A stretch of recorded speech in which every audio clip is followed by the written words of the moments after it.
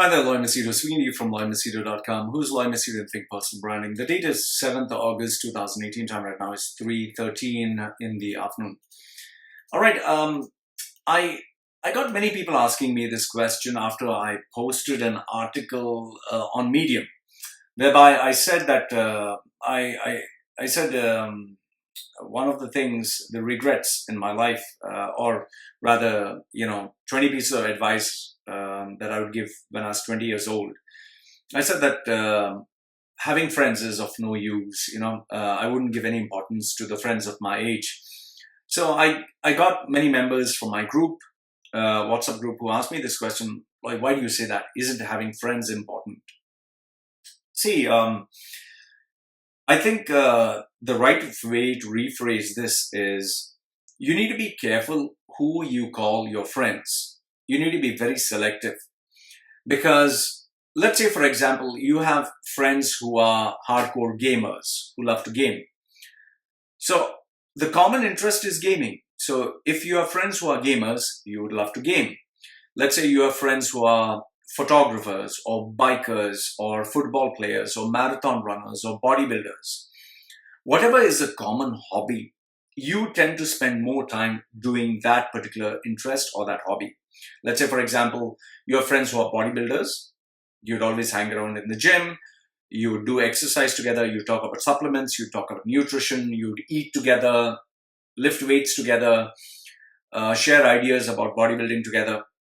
Let's say, for example, you have friends who are, who are exercise fanatics. You do exercise. So that would be the common agenda that you'd speak about. Let's say you have friends who are readers. They love to read books. So obviously you'd spend more time there. So what happens is when you tend to have friends, you tend to have a common platform, that is foundation, where you all agree upon things. But at the same time, you have to add value to them. You have to give them your time. You have to give them your effort. You have to give them your expertise. You have to give them your opinion. And you also, at the same time, have to listen to them, take in what they have to say, and be influenced by them or influence them. Now, through my experience, maybe because I was an oddball out, or I never fit into a large group of friends, I was always a loner, more or less a loner.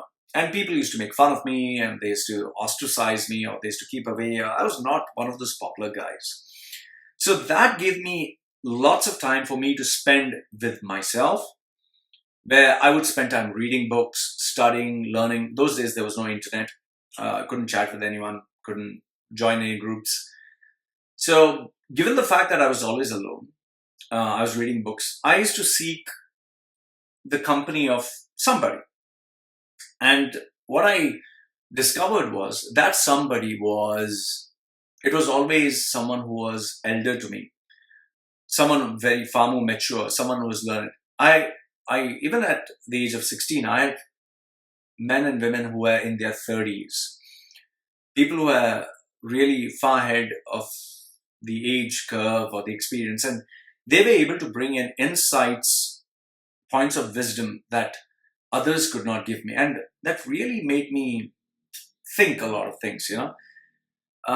So what I realized is, if you are going to make friends, don't make friends who are of your age. Like if you're 20 years old, don't keep friends who are 20.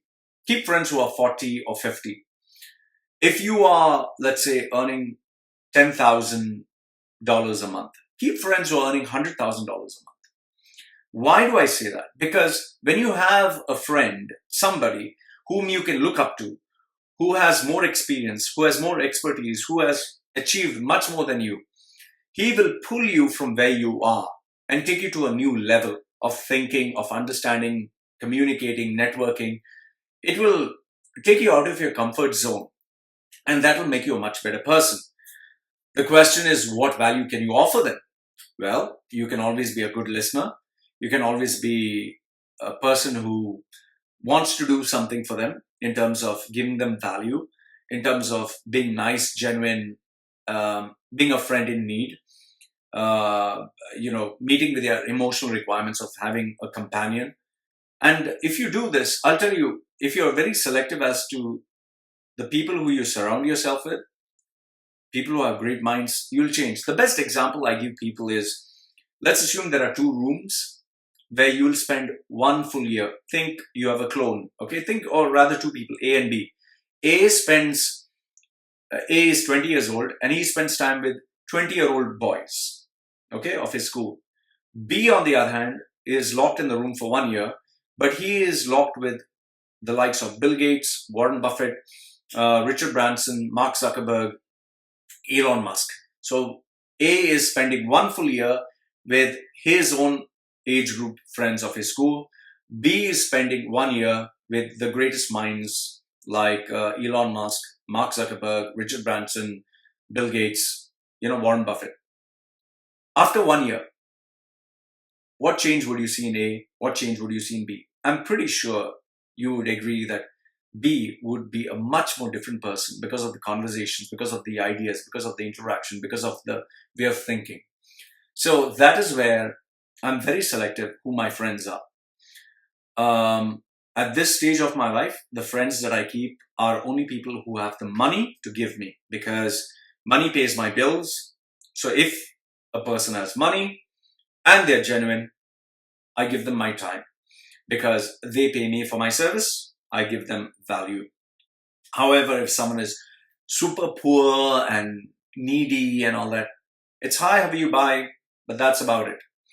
Because if a person's super poor, what value can they give me? They can't give me any value. I don't need them to be there. If someone is poor and they help me, I immediately take care of them, give them something in return. Thank you very much. You did something for me. I did something for you. Done deal. That's over. However, if the person needs my time, my expertise, I may guide them once in a while, but I'm not going to have them stuck to me for the rest of my life and carry them around, because I have so many things to do, so many things to study, so many things to create, so many things to work on. And I'm very particular with my time. My time is the most valuable resource because I can't buy that. I can get money, but I cannot get time. So I hope this gives you an insight about having friends, keeping friends, and being selective, because a friend can make you or break you. And I'm very particular who my friends are because I don't want to ruin my life. So Lloyd from Machedo.com, who's Lloyd Machedo in Think Personal Branding, giving you his views. Let me know what you think. Put your comments in the comment section below. Like the video, give it a thumbs up. Don't like it, give it a thumbs down. And this is me signing off for now. Take care.